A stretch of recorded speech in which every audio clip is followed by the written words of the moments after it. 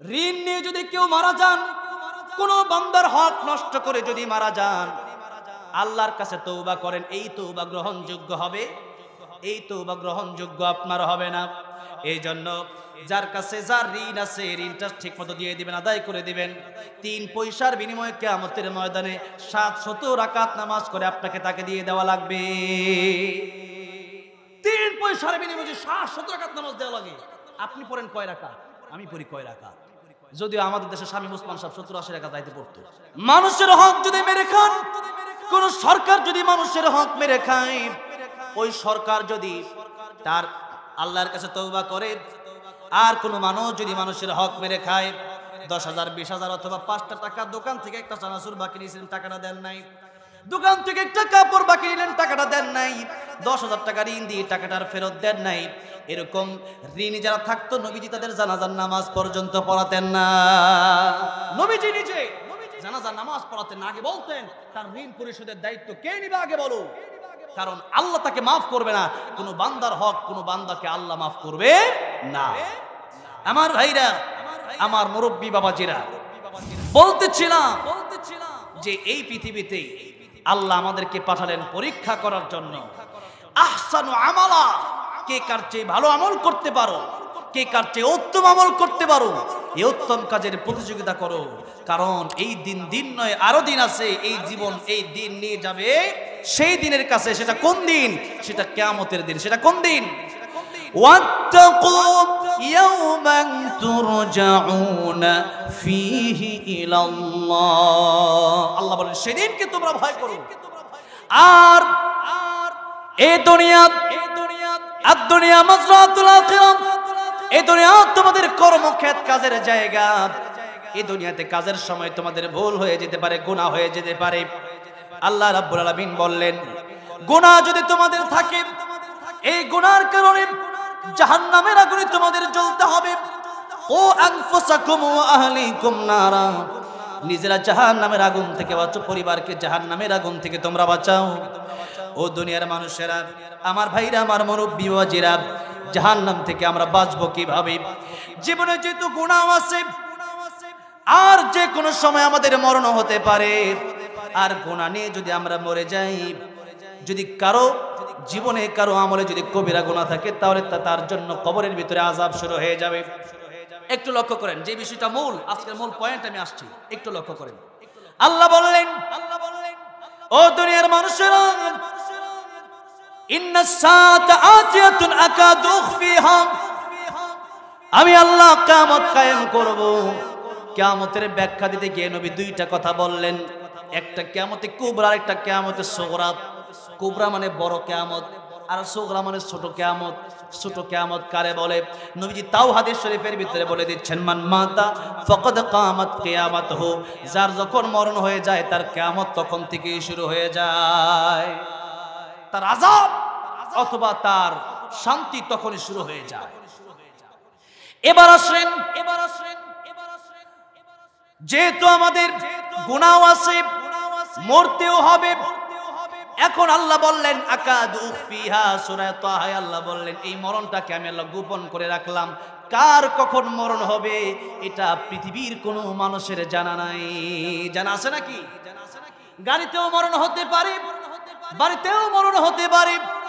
এই স্টেজে আমি কথা বলছি, মিরপুর শহীদ বুদ্ধিজীবী জীবিত আমাকে আজ থেকে প্রায় 2 বছর আগে দাওয়াত করা হলো। সেখানে মাগরিবের পর বয়ান, আসরের পরে আমি গেলাম কবরগুলো জিয়ারত করার জন্য। আমি কবরগুলো জিয়ারত করতে করতে একটা সময় আমি দেখলাম যে একটা শিল্পীর নাম লেখা আছে পাথর দিয়া, সেই শিল্পীর নাম হলো ফিরোজ শাহ। এই শিল্পী মঞ্চের ভিতরে গান গাচ্ছিল, 1 মিনিটের নাই ভরসা, সাঙ্গ হবে রং তামাশা, দম ফুরাইলে বন্ধুরে চক্ষু বুঝিলে। এই যে গান 1 লাইন 2 লাইন গাইতে স্টেজের ভিতরে ঢলে পড়লো মৃত্যুর কোলে। এই জন্য কার মরণ কখন হবে এটা কারো জানা নাই। সুতরাং মৃত্যুর প্রস্তুতি আগামী 1 সপ্তাহ পরের থেকে, আগামী রমজান আসলে পরে, বিয়া করার পরে, তাহলে কখন? এখনই মৃত্যুর প্রস্তুতি নেওয়ার দরকার আছে না নাই? মৃত্যুর প্রস্তুতি নেওয়ার জন্য 1 নম্বর কথা হচ্ছে, যারা শিরিক করেন শিরিক ছেড়ে দিতে হবে। আল্লাহ রাব্বুল আলামিন বলেন ইন্নাল্লাহা লা ইয়াগফিরু আন ইউশরাকা বিহি ওয়া ইয়াগফিরু মা দুনা যালিকা লিমান ইয়াশা ওয়া মান ইউশরিক বিল্লাহি ফাকাদ ইফতারা ইসমান আযীমা। আমি আল্লাহ কিয়ামতের ময়দানে সব গুনাহ maaf করে দেব, কিন্তু আমি আল্লাহ শিরক maaf করব না। অন্য জায়গায় আল্লাহ বলেন ومن يشرك بالله فقد حرم الله عليه الجنة ومأواه النار। শিরক যারা করবে আমি আল্লাহ তাদের জন্য জান্নাত হারাম করে দেব, আর জাহান্নাম তাদের জন্য আমি আল্লাহ অবধারিত করে রাখলাম, জাহান্নাম তাদের জন্য আমি আল্লাহ ওয়াজিব করে দেব। অন্য জায়গায় আল্লাহ বললেন لئن أشركت ليحبطن عملك ولتكونن من الخاسرين। ওগো নবীজি, আপনিও যদি শিরক করেন আপনার পেছনের সমস্ত আমল বাতিল হয়ে যাবে। কেউ হজ করে আসলো বাংলাদেশে, নামাজটা কোনো কারণে পড়তে পারলো না, হজ বাতিল হবে নাকি? হজ বাতিল হবে না। নামাজ পড়ে বাজারে গেলে কোনো কারণে মিথ্যা কথা বললে নামাজ আপনার বাতিল হবে না।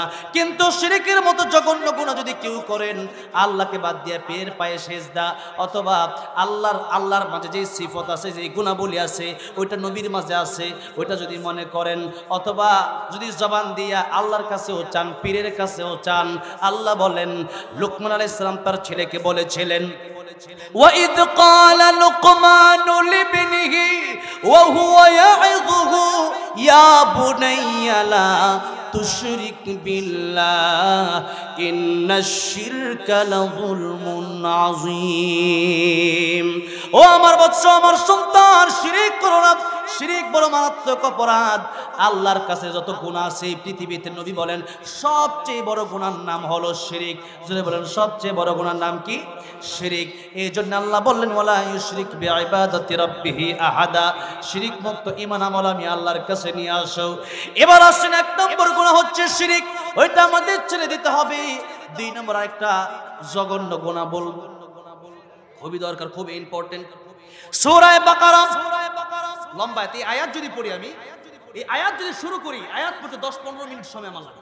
এত বড় আয়াত। কোরআন শরীফের সবচেয়ে বড় সূরার নাম হচ্ছে সূরা বাকারা, আর এই সূরার সবচেয়ে বড় আয়াত হচ্ছে 282 নম্বর আয়াত।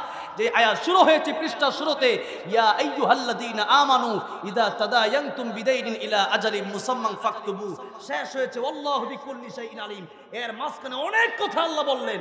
এই কথা সবচেয়ে কোরআনের বড় আয়াত নাজিল করলেন আল্লাহ লেনদেনের ব্যাপারে, ঋণের ব্যাপারে। কিসের ব্যাপারে? ঋণের ব্যাপারে।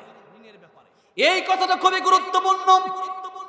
আজকের মাহফিলে যারা এসেছেন, আপনি তওবা করলে আল্লাহ আপনার জিন্দেগির গুনাহ মাফ করে দিবে, তাতে কোনো সন্দেহ নাই। কিন্তু যদি কোনো ব্যক্তি মানুষের হক মেরে 5টা টাকা খেয়ে থাকেন, এই 5টা টাকার কারণে 3 পয়সার বিনিময়ে কিয়ামতের ময়দানে 700 রাকাত নামাজ করে আপনাকে তাকে দিয়ে দেওয়া লাগবে। 3 পয়সার বিনিময়ে 700 রাকাত নামাজ দেওয়া লাগে। আপনি পড়েন কয় রাকাত? আমি পড়ি কয় রাকাত? যদিও আমাদের দেশে স্বামী ওসমান সাহেব 70-80 রাকাত যাইতে পড়তো না, আমরা পড়ি না। আমার ভাইরা, আমার মুরব্বি ওজিরম, মানুষের হক যদি মেরে খান, কোন সরকার যদি মানুষের হক মেরে খায়, ওই সরকার যদি তার আল্লাহর কাছে তওবা করে, আর কোন মানুষ যদি মানুষের হক মেরে খায়, 10,000, 20,000 অথবা 5টা টাকা, দোকান থেকে একটা চানাচুর বাকি নিয়েছিলেন, টাকাটা দেন নাই, দোকান থেকে একটা কাপড় বাকি নিলেন, টাকাটা দেন নাই, 10,000 টাকা ঋণ দিয়ে টাকাটার ফেরত দেন নাই, এরকম ঋণী যারা থাকতো নবীজি তাদের জানাজার নামাজ পর্যন্ত পড়াতেন না। নবীজি নিজে জানাজার নামাজ পড়াতেন না। আগে বলতেন তার ঋণ পরিশোধের দায়িত্ব কে নিবে, আগে বলো, কারণ আল্লাহ তাকে মাফ করবে না। কোন বান্দার হক কোন বান্দাকে আল্লাহ মাফ করবে না। খুবই গুরুত্বপূর্ণ ব্যাপার। আমি অনেক মাহফিলে এই বিষয়টা নিয়ে লম্বা আলোচনা করি, 2 ঘন্টা 3 ঘন্টা আলোচনা করি একটা বিষয় নিয়ে, শুধু লেনদেন, শুধু লেনদেন। তবে কোন গরিব মানুষ যদি হয়, আল্লাহ বললেন যে তোমরা যদি হয় গরিব মানুষ, তাহলে তোমরা তাদেরকে প্রয়োজনে যদি পারস, এরকম ক্ষমতা থাকে, তোমরা মাফ করে দিও। কি করে দিও? মাফ করে দিও। যদি মাফ করে দাও, আল্লাহ তোমাদেরকে কিয়ামতের ময়দানে ডবল ডবল দিয়ে দিবেন। সুবহানাল্লাহ। কিন্তু আমাদের দেশের লোকেরা হচ্ছে এমন যে টাকা আছে তার কাছে, এরপরও দিতে চায় না, এরকম লোক আমাদের দেশে নাই। আসলে এতে তো নাই, অভাব নাই, এরকম লোক অভাব নাই, অহরহ। আমার ভাইরা, আমার মুরব্বী বাবাজিরা, 10,000 টাকা 20,000 টাকা নিয়ে আপনি আজকে নিজেকে অনেক বড় মনে করছেন, আপনি অহংকার করছেন যে তোর টাকা আমি দেই না, তাতে কি হয়েছে? আরে কিচ্ছু হয় নাই। এই জীবন জীবন নয়, আরো জীবন আছে। এই জীবন নিয়ে যাবে সেই জীবনের কাছে, সেই কিয়ামতের ময়দানে আল্লাহ ইনসাফের বিচার করবেন। একটা টাকা যদি কেউ পেয়ে থাকে, তাকে আল্লাহ ডাকবেন, তাকে আল্লাহ ডেকে বলবেন তার টাকা তাকে দিয়ে দাও। আল্লাহ, যখন কবরে এসেছিলাম কাফনের কাপড়ের পকেটও ছিল না, টাকাও ছিল। হালাল হারাম না মানিয়া কত টাকা করছো কামায়, এত টাকা রাখবা কোথায়? কাফনের তো পকেট। এত টাকা পয়সা, এরপরেও যদি মানুষের ঋণ পরিশোধ না করেন, কিয়ামতের ময়দানে আল্লাহ যে ব্যক্তি টাকা পায় আর যে ব্যক্তি টাকা দেয় না, এই দুজনকে আল্লাহ পাক ডাকবেন। দুজনকে আল্লাহ পাক ডেকে বলবেন ঠিক আছে টাকা দিয়ে দাও। বলবে আল্লাহ তাআলা টাকা কেমনে দেব? আজকে তো উলঙ্গ, আজকে তো কাফনের কাপড়টাও পর্যন্ত আমার সাথে নাই। ডাচ বাংলা, অগ্রণী ব্যাংক, সোনালী ব্যাংক, পূবালী ব্যাংক আর ইসলামী ব্যাংক, কোনো ব্যাংকে আজকে নাই। কত ব্যাংক এই যে সরকার পতন হওয়ার পরে কত ব্যাংক ঠিক মতো টাকা দিতে পারতেছে না। আসলে এমন ব্যাংক নাই। এটিএম বুথের সামনে 20 জন 30 জন খাড়া রয়েছে। কি হয়েছে? সার্ভার সমস্যা, টাকা নাই, মেশিন নাই, এইটা নাই সেটা নাই, লিমিট হচ্ছে 10,000। এটা টাকা আছে 50 লাখ লিমিট দেয়। আমার মাদ্রাসার বাজার করতে লাগে 1 লাখ 2 লাখ, 50 বছর চাউল কিনতে লাগে 1 লাখ টাকা, আমার দেয় 25,000। কি 25,000 দেখের মনে চাউল লাগবে আমার 1 লাখ টাকা। দেখেন অবস্থাটা। দুনিয়াতে যেই ব্যাংকে টাকা রেখেছেন ওই ব্যাংক টাকা দিতে পারে না। কিয়ামতের ময়দানে ব্যাংক তো দূরের কথা, ব্যাংকের মালিকেরাও পর্যন্ত উলঙ্গ হইয়া দাঁড়ায় থাকবে।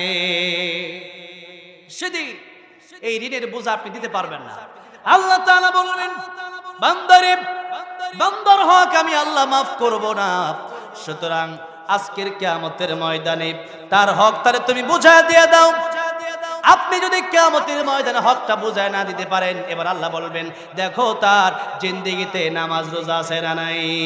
বান্দা তাকায় দেখবে সপ্তাহে 5 ওয়াক্ত নামাজ তার নাই, কিন্তু বান্দা তাকায় দেখবে জুমার নামাজ ছিল। মাঝে মধ্যে 5 টাকা 10 টাকা ফকিরকে দিয়েছে। আল্লাহ বলবেন তোমার কাছে কতজন টাকা পায়? আল্লাহ 10 জনে পায়। 5 জনের টাকা দেওয়ার পর দেখবে আর 5 জনের দেওয়ার নেক আমল দিয়া শেষ, নেক আমল আর নাই।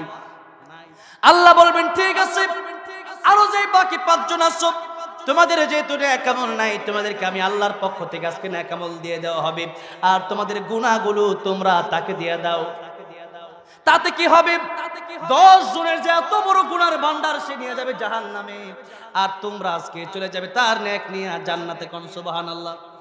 আল্লাহর বিচার কত সুন্দর, আল্লাহর বিচার কত সুন্দর। দুনিয়াতে কালো টাকার কারণে হয়তো বিচার হয় না, কিন্তু আল্লাহর কিয়ামতের কঠিন ময়দানে ইনসাফের বিচার আমার আল্লাহ রাব্বুল আমিন করবেন কি করবেন না? সেদিন আল্লাহ ইনসাফের বিচার কায়েম করবেন। এই জন্য ভাইরা আমার, মুরব্বী বাবাজিরা আমার হাত জোর করে বলছে আপনাদেরকে জাহান্নাম থেকে বাঁচানোর জন্য এই কথা আমি বলছি। ওয়াল্লাহি বিল্লাহি তাল্লাহি সাধারণ যে কোনো আলোচনা শেষ করে আমি সুন্দর করে মজা দিয়ে শেষ করে দিতে পারতাম, কিন্তু এত লম্বা সময় ঘেমে আমার গেঞ্জি ভিজে গেছে, আমার পাঞ্জাবি ভিজে গেছে। এত কথা আপনাদেরকে বলার অর্থ একটাই যে আপনারা জাহান্নাম থেকে বাঁচুন। আমার দায়িত্ব। আজকে ঋণের বোঝা নিয়ে আপনি ঘুরছেন, আর আপনি নামাজ পড়ে ভাবছেন আমি জান্নাতি না। আপনি যদি ঋণ নিয়ে মরে যান, আপনি আপনার কপালে লিখে নেবেন যে আমি জাহান্নাম। আজকে ভাইয়েরা বোনের হক নিয়ে এরকম অসংখ্য ঘটনা বাংলাদেশে আছে না নাই? অভাব নাই। আমার পরিবারে আছে, আমার পরিবারের এই ঘটনা। আমার দাদির এই গাজীপুরের সদরে বিঘাকে বিঘা জায়গা ছিল, আমার দাদির ভাইয়েরা সেই জায়গা দেয় নাই। আমার দাদি এখনো কাঁদে, এখনো যেহেতু কাঁদে আমার দাদি ওই জায়গার জন্য। তো তাহলে কি মাফ করে দিচ্ছে তাদেরকে? মাফ কিন্তু করে নাই। তাহলে চিন্তা করে দেখেন, আজকের এই সমাজে মানুষ তার বোনের হক মেনে নিচ্ছে, আর তার বাবাও, অনেক বাবা আছে এরকম বলছে যে তোমার ভাইকে জমিটা দিয়ে দিলাম, তোমার জন্য দোয়া করে দিলাম। ফাইজলামি পাইছেন? আল্লাহর হক আপনি দিয়ে দিবেন মানে? হক তো দিছে আল্লাহ। হক দিছে কে? বন্টন করছে আল্লাহ। জমিন আল্লাহ, আপনি ভাগ করেন কিভাবে? দোয়া তো আপনি করবেন ফ্রি। আপনার মেয়ে আপনি দোয়া করবেন না? আপনার মেয়ের জমি আপনি জমি দিয়ে আপনি দোয়া করবেন, ছেলের জন্য তো আপনি দোয়া করবেন, সবার জন্য দোয়া করবেন, কিন্তু আগে জমি দিয়ে আপনি দোয়া করবেন। ঠিক না? ঠিক। হ্যাঁ, মনে করেন গাড়ি দিয়ে আইলাম, হুজুর নেন 200 টাকা, আর দোয়া করে দিলাম, তাহলে হইব নাকি? গাড়ি ভাড়া 10,000 দিয়াল, পরে কথা, পরে দোয়া করেন, ঠিক না? ঠিক চলবো না। আমার ভাইরাম, আমার মুরব্বী বোঝে যে কথা আমি বোঝাতে চাই, ঋণ নিয়ে যদি কেউ মারা যান, কোন বান্দার হক নষ্ট করে যদি মারা যান, আল্লাহর কাছে তওবা করেন, এই তওবা গ্রহণযোগ্য হবে, এই তওবা গ্রহণযোগ্য আপনার হবে না। এই জন্য যার কাছে যার ঋণ আছে ঋণটা ঠিক মতো দিয়ে দিবেন, আদায় করে দিবেন।